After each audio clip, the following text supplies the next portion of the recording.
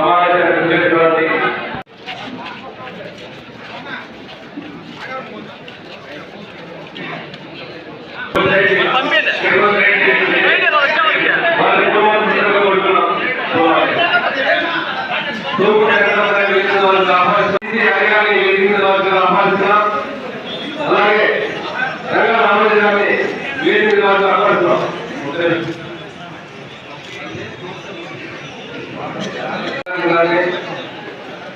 వీరి అలాగే ఉమా పట్టాలని వీరి ఆహ్వానిస్తున్నాం. కొంతమంది బ్యాంకులు సబ్సిడీలు బ్యాంకులు సబ్సిడీలు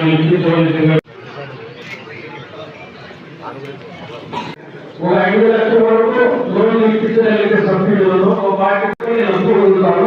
ఈ వాస్తవంగా కొంతమంది అభిప్రాయ పడుతున్నారు చేసుకోవాలి.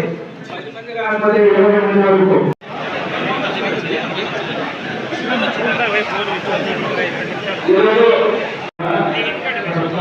మహిళా వాళ్ళు కూడా నమస్కారం. ఇప్పుడు ఆత్మీయ చేనేత సమావేశం అంటే మన చేనేత సమస్యలు తెలిసి నిలిచిపోయి మన చేనేత పరిశ్రమకి పెద్దలకు ఇక్కడికి విచ్చేసినటువంటి న్యాయం మన బావులు వికాస్కి ప్రతి ఒక్కరికి పేరు పేరున ధన్యవాదాలు.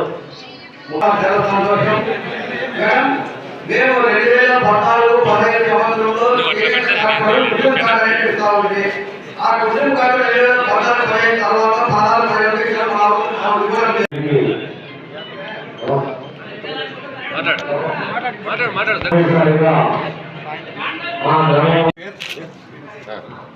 ఇది 13 రకాలైనటువంటి పేరుతో కూడిన తెలుగు ఉంది, హిందీ ఉంది, సంస్కృతం ఉంది.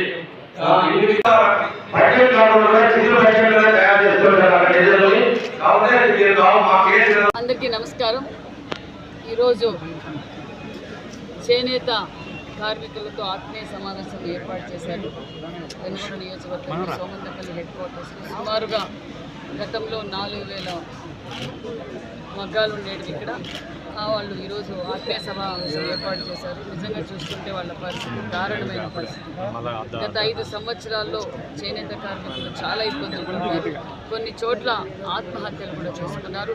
మరి ఈరోజు చేనేత గతంలో 14లో 19లో వచ్చిన చేనేత కార్మికులకు నిజంగా వాళ్ళకి గతంలో అనేక సంక్షేమ పథకాలు వచ్చేటివి. ఈరోజు ఈ 19 నుంచి 24 వరకు చేనేత కార్మికులకు చాలా చోట్ల ఆత్మహత్యలు కూడా చేసుకున్నారు. ఒక పక్క ముడి సరుకులపై రేట్లు పెంచడం, అదేవిధంగా GST పెట్టడం, కరెంటు బిల్లులు పెంచడం, తయారు చేసిన చీరలను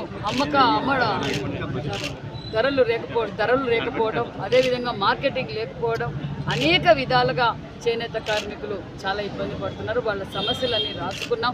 గతంలో మేము సబ్సిడీలు ఇచ్చేవాళ్ళం, అదేవిధంగా ముడి సరుకులకు కూడా సబ్సిడీలు ఇచ్చేవాళ్ళం, పనిముట్లకు కూడా సబ్సిడీలు ఇచ్చాం. అంతేకాకుండా వాళ్ళకు ప్రతి నెల కూడా అందుకు అమౌంట్ కూడా పెన్షన్ విధానంగా కూడా మేము గతంలో తెలుగుదేశం ప్రభుత్వంలో ఇచ్చేవాళ్ళం. మార్కెటింగ్ కూడా సదుపాయాలు చేసేవాళ్ళం. గత ఈ 5 సంవత్సరాలుగా చేనేత కార్మికులు చాలా ఇబ్బంది పడ్డారు. వాళ్ళ సమస్యలన్నీ తెలుసుకున్నాం. క్యాబినెట్లో మేము ఇవన్నీ చంద్రబాబు నాయుడు గారు, ముఖ్యమంత్రి చంద్రబాబు నాయుడు గారితో కూర్చొని వీళ్ళ సమస్యలన్నీ తెలియజేసి ఒక్కొక్కటిగా పరిష్కారం చేస్తాం. మేము హామీ ఇచ్చేది ఒకటే, పూర్వ వైభవం చేనేత కార్మికులకు తేవబోతున్నామని కూడా తెలియజేస్తున్నాం. ఏదైతే ముద్రా లోన్స్ కావచ్చు, ముడి సరుకులపై సబ్సిడీ కావచ్చు, పనిముట్లు కావచ్చు, సెంట్రల్ నుంచి రావాల్సిన స్కీమ్స్ కూడా తీసుకొచ్చి ప్రజలకు అందుబాటు చేస్తాం. ఇక్కడ ఒక బ్యాంకు కూడా అడిగారు, బ్యాంకు కూడా ఏర్పాటు చేస్తాం. అలాగే విధంగా ఒక క్లస్టర్ కావాలి, ఇక్కడ క్లస్టర్ కూడా ఏర్పాటు చేయబోతున్నాం. అదేవిధంగా స్కిల్ డెవలప్మెంట్స్, ఈ చేనేత కార్మికులకు సంబంధించిన స్కిల్ డెవలప్మెంట్ సెంటర్ కూడా ఇక్కడ ఓపెన్ చేయబోతున్నామని కూడా తెలియజేస్తున్నాం.